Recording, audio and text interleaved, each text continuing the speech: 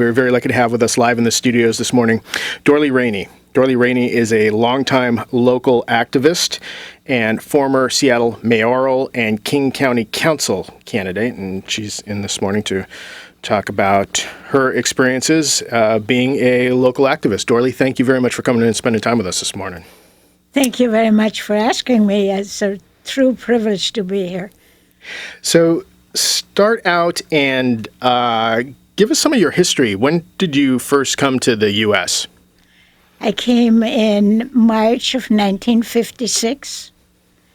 I started up on Capitol Hill in an apartment and looked down over Lakeview Drive, and there was no I-5. The changes since then have been stunning, to say the least. Some of them good, many of them not so good. The parking lots that are now going through our city, like I-5 and I-90 and all these places where cars take over, really is detrimental to the health and welfare of Seattle. I came here after I worked for the U.S. Army for 10 years as a technical translator in Europe. And before I came, everybody said, well, you're going to go to the land of the big PX. I'm not into chocolate and stuff like that. So what I really was interested in was the freedom of speech, the Constitution. I came from Austria, where it's a great country, but it's a very bureaucratic country. And I used to really argue and fight against that when I was growing up. So that really appealed to me, to come here. And when you talk to refugees who get their citizenship, they're not coming here for the big PX. They're coming here for freedom of speech. And I think that was probably the very first disappointment that I had when I came here. The freedom of speech is a concept. It's not always practiced in this country. So I got involved with several groups. I got involved with the groups that started getting rid of the blue laws. Because I come from a country, excuse me, where we don't have things like blue laws. For those that don't know, what are blue laws? The blue laws wouldn't let you buy beer on Sunday. They wouldn't let women sit at the bar. Just picky leftovers from the Prohibition era. It's the same kind of laws that we have now, that the city council keeps piling new laws onto us with no intention of enforcing them. If they enforced all the laws on the book now, we would have to hire 100,000 police officers. We have no trespassing, we have no smoking here and there and everywhere. We have no jaywalking. We cannot assault anybody. So now we have to go duplicate that with who cannot assault whom, instead of saying assault is a crime and let's stop it for everybody. So I became kind of disenchanted with the way things are running here. And that's what got me involved in politics. And when you say I ran for county council, that was way back when. That was in the 70s, after I was elected on the school board in Issaquah. So I really don't even want to talk about that, even though I only lost by a little over 400 votes in the primary. And I've stuck with politics, but I kind of try to stay in the background. I like to support candidates. That's why I don't belong to any group that has 401k, 501k, or any of these tax-exempt The 501c3 status? Yeah, those tax-exempt status is a killing of political freedom. And the reason I say that is the government could collect a lot of money from people who don't, from the donors to Sierra Club and ACLU and all these groups that are tax exempt. If they pay taxes on it, the government would collect quite a bit of taxes. So one wonders, why would the government give up that tax money to grant tax exemption? And the only real reason is to keep those groups from finding and promoting candidates. So if all these groups, Nature Conservancy, all the animal rights groups, all the women's groups, the League of Women Voters, got together and say, we will get out of being tax exempt, and started finding candidates, working for them and running those candidates, we wouldn't have people who can spend $70 million of their own money to defeat our country, which is what they're trying to do.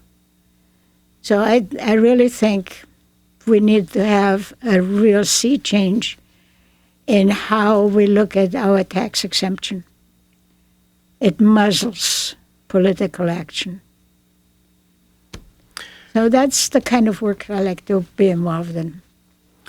So, without going into details on it, you have run for office at least a couple times. You were on the school board in I was on the school board in Issaquah in the early 70s. And at the end of my term, there were a lot of people who asked me to run for county council. I was involved in something called the Plan around Lake Sammamish. Before that, when I was PTA president, we fought the State Department of Transportation and got the bicycle path around Lake Sammamish. We also moved the freeway over up there at the West Lake Sammamish interchange. You notice that big wall there? That was what we accomplished. It took us 4 years to do that. We worked on, as I said, the plan around Lake Sammamish to avoid runoff into the lake. I've been involved in a lot of these environmental issues, and I got into it when the Republicans in those days cleaned up Lake Washington. And I worked with those people, so I don't really go that much for party label, but now I do. There's been great deterioration in the quality of candidates on the Republican side. But the things that the Republicans in those days did were good things. So that's why I ran for county council, and I lost to Tom Forsyth by 450 votes. I had the endorsement of the PI. I didn't get the Seattle Times, but I had the endorsement of about half of the Democrats in my district, even though I ran as a Republican. And then after that, Mike Lowry won the general election, and the rest is history. So it's interesting how things happen. So you have both attempted to, for instance, you're running for office, is kind of working from the inside, and you've also done plenty of stuff from the outside. Did you find one is more effective than the other? What was the attraction to being on county council and or mayor for Seattle? Well, I had really hoped that some of these issues, like more incarceration instead of more education. That type of thing should come from the inside. We had real problems with growth in the Issaquah area. We made a film about, it's in the State Film Library, about how a school district has to cope with growth. And the growth issue in those days when I was on the school board was real.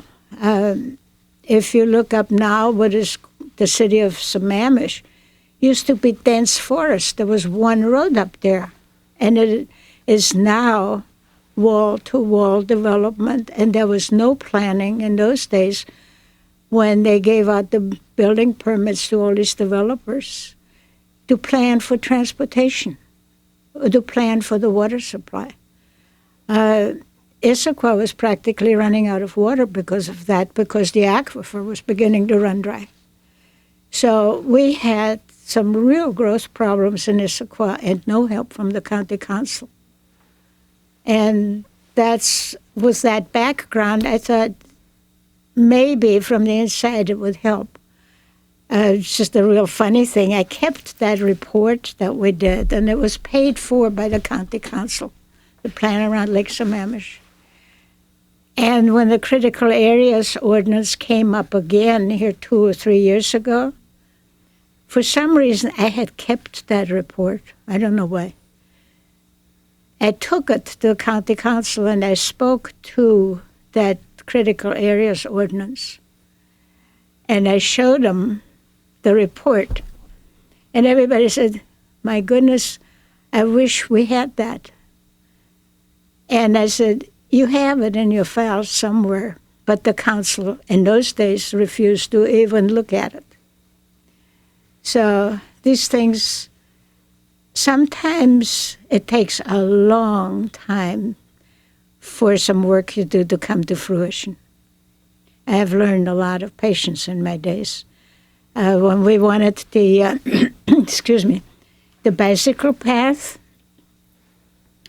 the first thing, and the reason for that was, first of all, transportation for the kids, and secondly, safety issue, because Lake Sammamish Boulevard was a 45-mile-an-hour state route, and it had deep ditch on one side and a drop-off towards the lake on the other. And the kids rode the bicycles to Sunset School. Well, the kids would fall into the ditch because there was practically no shoulder. And the kids on the bicycle, cars go flying by, and the kids trying to get out of the way and fall into that riprap that was in the ditches and get hurt. So we decided we're going to have to do something about it. And had a meeting at my house, and Senator Durkin came. He lived right down the street. He came and he looked at us, and I felt that he thought, well, he had this bunch of dumb women here who really didn't know what they were doing. And so he said, well, we have a good solution. We cannot put bicycle paths on the state route because we can only use state highway funds for state highways and not for unmotorized vehicles. But he said, tell you what I'll do. I'll try to get speed bumps on Lake Sammamish Boulevard. Well, speed bumps on a 45-mile road, even a dumb woman would realize that that is not a great plan. So we said, thank you very much. And I wrote to people like Volpe and everybody else, and took years. And we finally opened that first leg of the bicycle path. It was a great victory, and it did not happen overnight, and it took a lot of us working on it for a long time. Just like the Preserve Our Islands people have been working against the gravel pit over there on Maury Island for 14 years. And we're still working on it. And I do support them. I've known about them, and worked with Sharon Nelson against the third runway. And so things like that are very near and dear to my heart. And they have been working on this tirelessly with very little support from our government. Our State Department of Ecology said it's okay to build a gravel barging dock on Maury Island right in the middle of the spawning grounds for salmon. So all these groups really need to have our help and our support when they go against our government, because they don't get help from our government. And that's why I thought maybe on the inside I could help, because I know that on the school board we made a lot of difference. When I got on the school board, we had 4 Birch Society members ran the schools. And one of them would say, well, I ain't had no education, but I can tell those doctors what to do. Meaning book burnings, sending out false information about what was being taught. They insisted we were teaching pornography in kindergarten, which is just absolutely a ridiculous statement. And right after I first got on with another woman who was very involved in handicapped children's programs, etc., and we worked together very well. Fran Theodorson was a wonderful co-worker on the board. We went out and we recruited 3 people. One was a English professor at Bellevue Community College. One was a Boeing man. And the third one, I can't remember what he was, but suddenly we had 5 people on that board who were interested in education. We got a new curriculum director. We got new books for social studies and things. So all in all, I was 4 years on that board, and it was a great time to be on the board. And as what always happens is one thing leads to another. So I got appointed to the state commission to change the textbooks to non-sexist language after we passed the Equal Rights Amendment here in the state.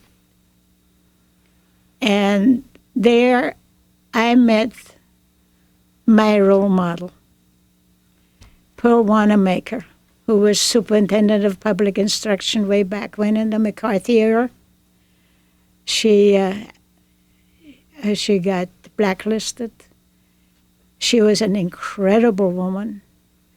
She was a state senator. She was a civil engineer. And I got to room with her, and I learned more about the United States when we went out to interview people, like went to Yakima, and we spoke to a whole bunch of school superintendents and principals and coaches about the changes we saw in curriculum and in sports for women.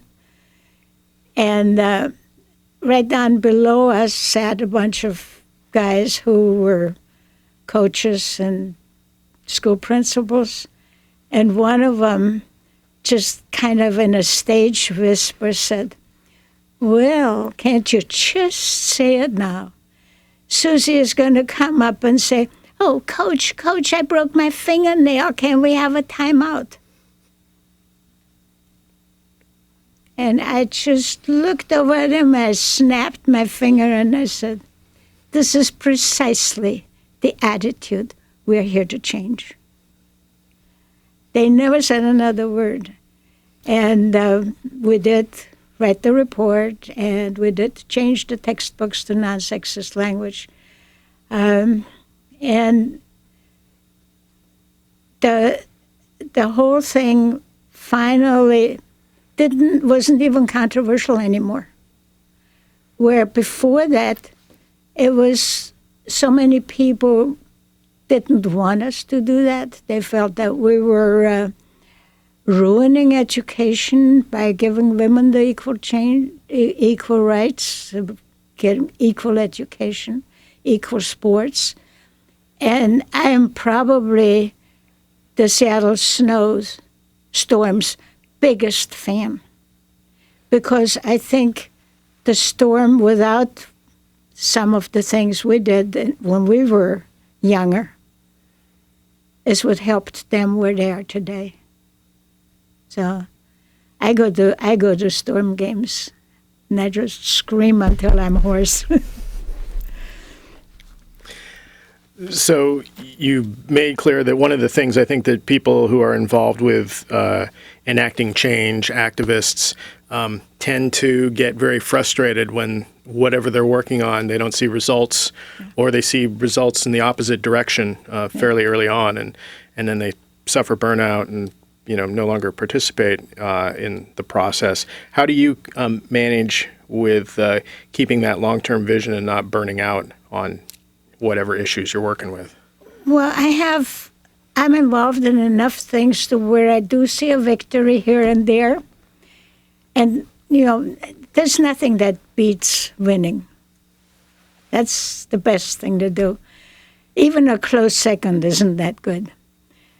When I look at what happened in Seattle with the mayoral election, I can go for another 20 years.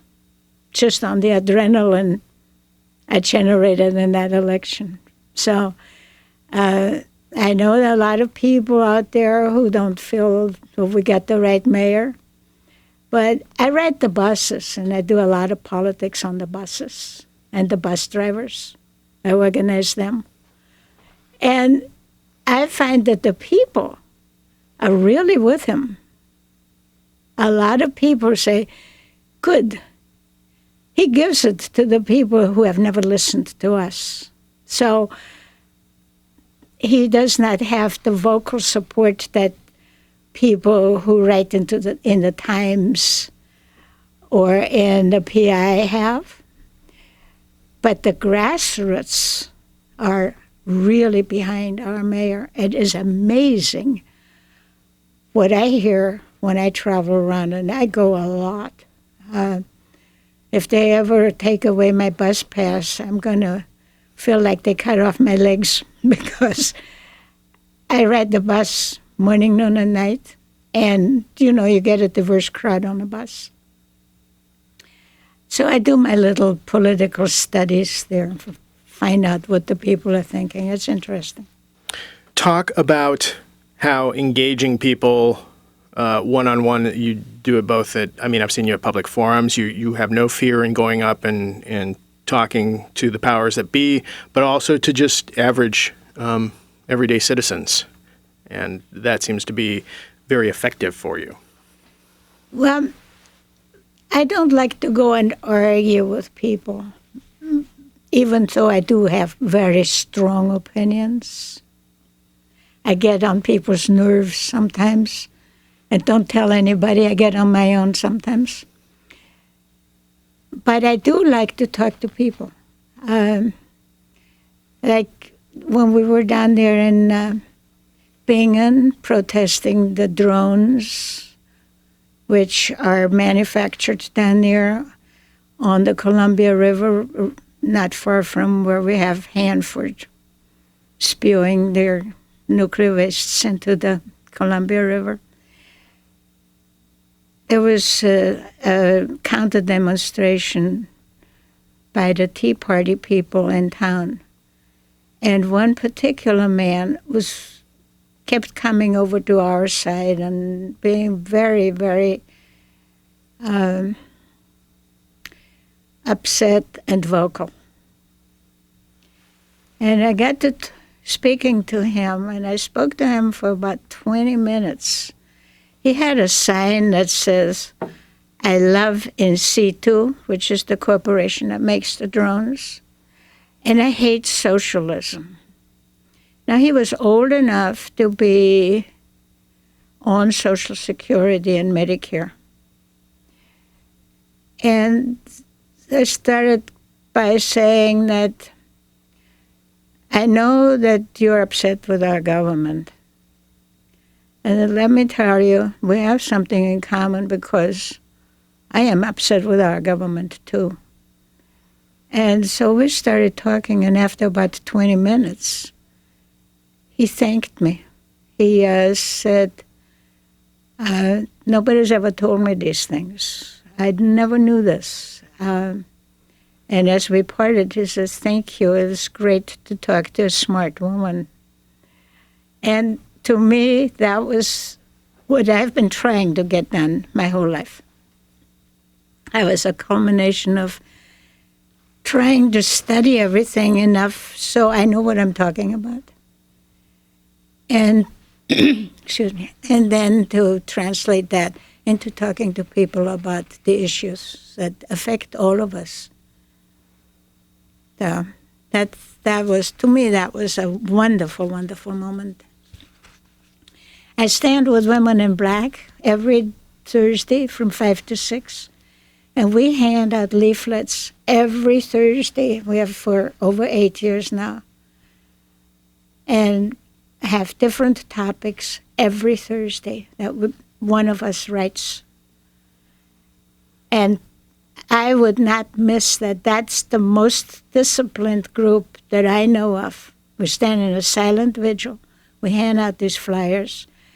There used to be people that said, well, why don't you join Al-Qaeda? Why don't you just go leave the country if you don't love your country? Why don't you leave? We haven't gotten those distractors anymore. And people come now with their hand out as they run by to catch the bus. Thank you for doing this. The other day somebody gave us a $10 contribution. For the printing, we have no funding source. We pay for our own flyers.